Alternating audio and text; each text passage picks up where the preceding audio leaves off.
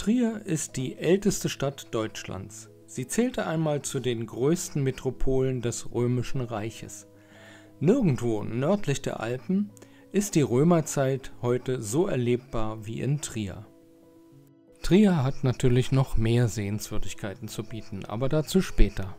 Herzlich willkommen zu einem neuen Video. Wir sind auf dem Weg auf unserer Moselreise nach Trier. Wir überqueren die Römerbrücke und die Pfeiler der heutigen Steinbrücke wurden zwischen 142 und 150 nach Christus erbaut.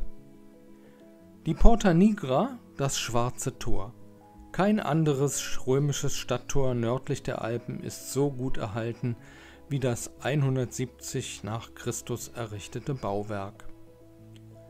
Rund 7200 Steine wurden damals von den Arbeitern ohne die Verwendung von Mörtel zusammengefügt. Ein Quader wiegt schon mal bis zu 7 Tonnen, eine außerordentliche Bauleistung. Ursprünglich waren die Steine durch Metallklammern verbunden. 1028 machte es sich ein griechischer Mönch als Einsiedler im Ostturm der Porta gemütlich. Nach seinem Tod wurde das Bauwerk ihm zu Ehren in 2 übereinanderliegende Gotteshäuser umgebaut. Fast 800 Jahre lang wurde die Porta Nigra dann als Kirche benutzt. Napoleon ließ 1804 alle mittelalterlichen Einbauten entfernen. Seitdem kann man wieder ihr antikes Gesicht sehen. In 2 Etagen sieht man außerdem barocke Wandreliefs und Reste von einer Orgelempore. Seit 1986 ist die Porta Nigra zusammen mit anderen Bauten der Römerzeit in Trier Teil des UNESCO-Welterbes.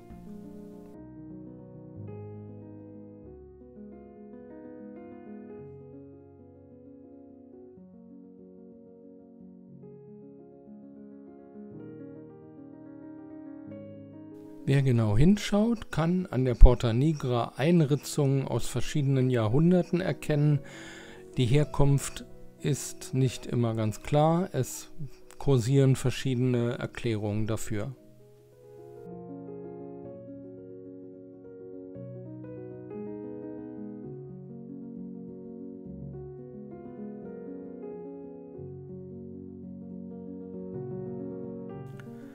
Wie es vor 1700 Jahren in diesem römischen Amphitheater zuging, kann man sich bei einem Besuch der großen Anlage bildlich vorstellen. Das Theater, 120 mal 140 Meter groß, liegt eingebettet in den natürlichen Hang des Petrisberges und bot einst 20.000 Besuchern Platz.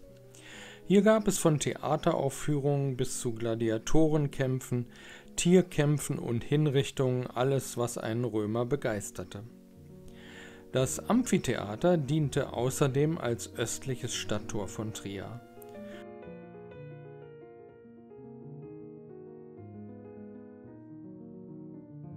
Unter der Arena liegt ein Keller, den man auch heute noch besichtigen kann.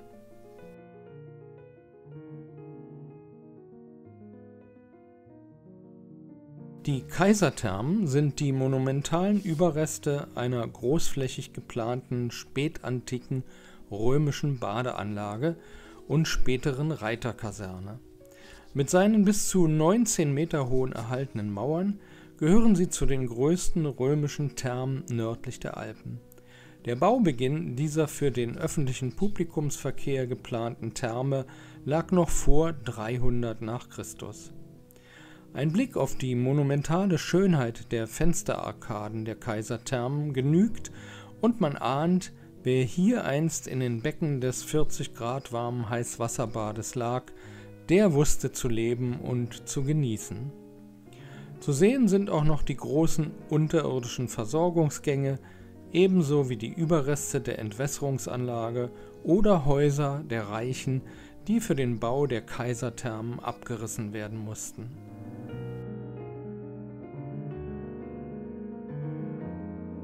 Hier sehen wir das Geburtshaus von Karl Marx, der in Trier geboren wurde. Anlässlich seines 200. Geburtstages wurde im Jahr 2018 eine Statue von Marx aufgestellt. Der Hauptmarkt von Trier liegt im historischen Stadtkern. Die wichtigsten städtischen Geschäftsstraßen treffen hier zusammen. Im Jahr 958 stattete Erzbischof Heinrich I. den Hauptmarkt mit dem Marktkreuz als Hoheitssymbol aus. Der Hauptmarkt war in der mittelalterlichen Stadt Trier Handelsplatz. Die Marktumbauung mit Häusern der Renaissance, des Barock, des Klassizismus und des Späthistorismus ist zu etwa 2/3 bewahrt. Sehr markant ist auch der 1594/95 von dem Bildhauer Hans Ruprecht Hoffmann geschaffene Petrusbrunnen. Auf seiner Spitze steht eine Figur des Stadtpatrons Petrus.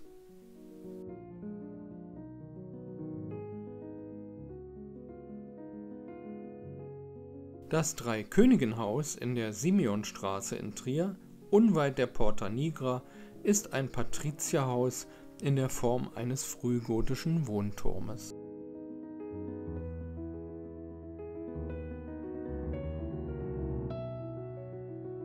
In der Altstadt von Trier befindet sich eine imposante Doppelkirchenanlage. Der südliche Teil davon ist die hochgotische Liebfrauenkirche aus dem 13. Jahrhundert. Sehr gerne hätten wir euch unsere schönen Innenaufnahmen der Kirche gezeigt. Leider haben wir auch nach langer Wartezeit keine Freigabe für unsere Videoaufnahmen erhalten.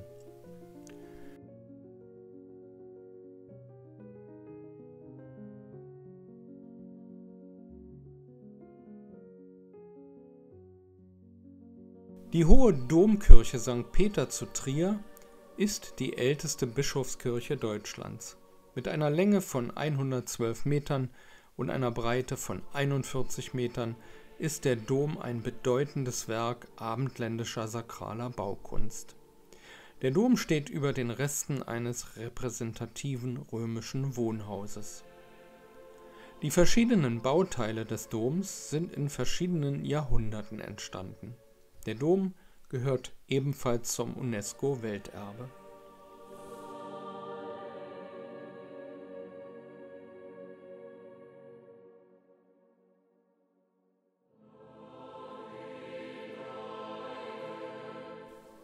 Barocke Stuckarbeiten im Westchor.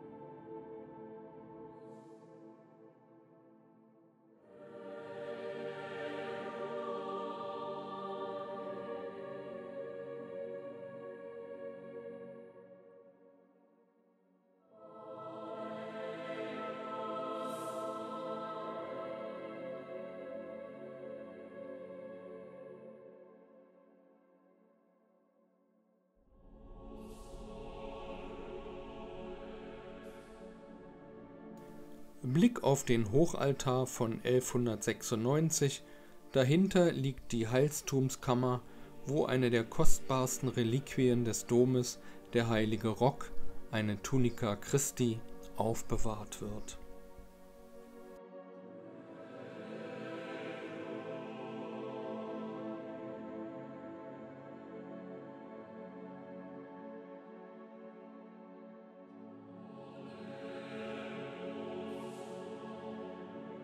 Der Kreuzgang wurde ab 1245 gebaut.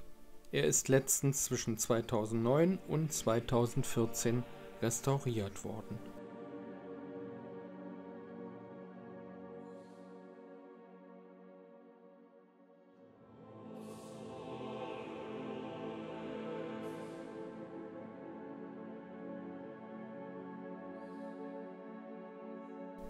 In der Mitte des Hofes gibt es einen Friedhof und vom Kreuzgang aus hat man einen wunderbaren Blick auf die gesamte Kirchenanlage.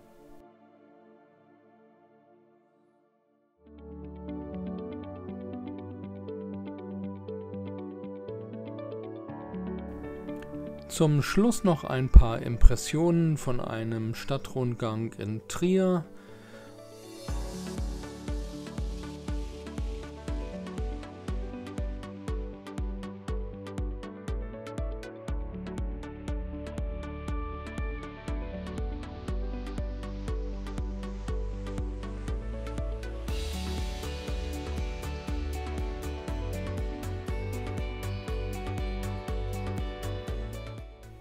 Also, aufgepasst jetzt kurz. Ihr könnt euch sicherlich erinnern an unser Gewinnspiel, was wir demnächst beim Erreichen von 6000 und plus Abonnenten durchführen werden. Wir haben einen Rucksack, den haben wir im Rahmen unserer Herbstreise mit Gegenständen gefüllt.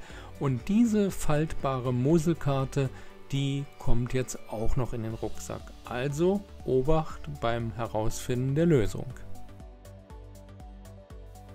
Und zu guter Letzt zeigen wir euch noch, ja, ihr seht uns hier bei einer ganz anderen Beschäftigung, nämlich beim Wäschewaschen. Wir waren ja auf unserer Herbstreise erstmalig 2 Monate am Stück unterwegs und da mussten auch wir doch tatsächlich mal Wäsche waschen und Wäsche trocknen. Und das haben wir getan auf dem Campingpark Triviris und diesen Campingpark können wir euch empfehlen. Die Altstadt von Trier ist fußläufig entfernt, so circa eine halbe Stunde würde ich sagen. Und da wir komplett vergessen haben, diesen Platz aufzunehmen, hat uns netterweise der Betreiber einige Fotos zur Verfügung gestellt, die wir euch hier zeigen. Campingpark Triviris. Adresse und ein paar Impressionen vom Platz. Herzlichen Dank fürs Zuschauen. Wir würden uns freuen, wenn ihr beim nächsten Mal auch wieder dabei seid. Hier kommt noch ein bisschen Kartenmaterial. Der gesamte Überblick. Links unten die Römerbrücke und dann läuft man quasi in die Altstadt hinein.